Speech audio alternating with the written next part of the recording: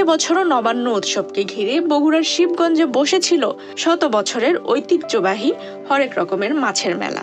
প্রায় ৩০০ বছর ধরে শুধু একদিনের জন্য উথলি গ্রামের হাটটিতে জমে ওঠে বিশাল এই মেলা।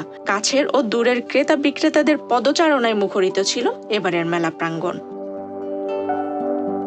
ইডেন বে কক্সবাজার সমুদ্র সৈকতের উপর নিজেদের একটি ঠিকানা। মাত্র ৫ লাখ টাকায় আপনিও হয়ে যেতে পারেন এই হোটেলের মালিক। ইডেন বে, a concern of ভাইয়া হোটেলস।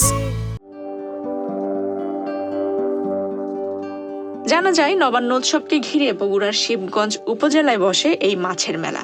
মেলায় দোকানগুলোতে থরে থরে সাজানো থাকে রুই, কাতলা, মৃগেল, চিতল, সিলভার কার্প, বিগ হেড, বোয়াল সহ হরেক রকমের মাছ।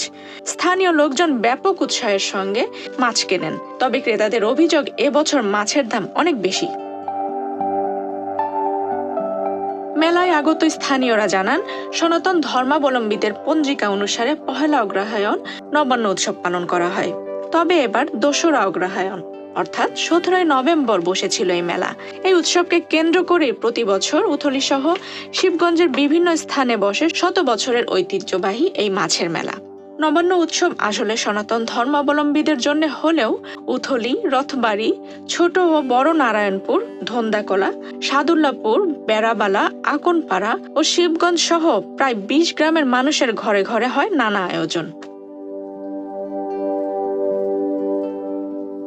এলাকায় এই মাছের মেলা জামাই মেলা নামেও পরিচিত। প্রতিটি বাড়িতে মেয়ে জামাই সহ আত্মীয় স্বজনদের আগে থেকেই নিমন্ত্রণ করা হয়। পরিবারের সবাইকে নিয়ে তারা নতুন ধানের নবান্ন উৎসবে মেতে ওঠেন। মেলায় বিভিন্ন পণ্যের প্রায় ২০০টি দোকান নিয়ে বসেন ব্যবসায়ীরা, যার অর্ধেকই থাকে মাছের দোকান। এসব দোকানে ১.৫ কেজি থেকে শুরু করে ২০ কেজি ওজনের বোয়াল, রুই, কাতলা সহ আরো নানা রকমের মাছ বিক্রি করেছেন বিক্রেতারা।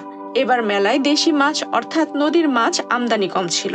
তবে এবার মেলায় পাইকারি বাজার ও খুচরা বাজারে দাম বেশি।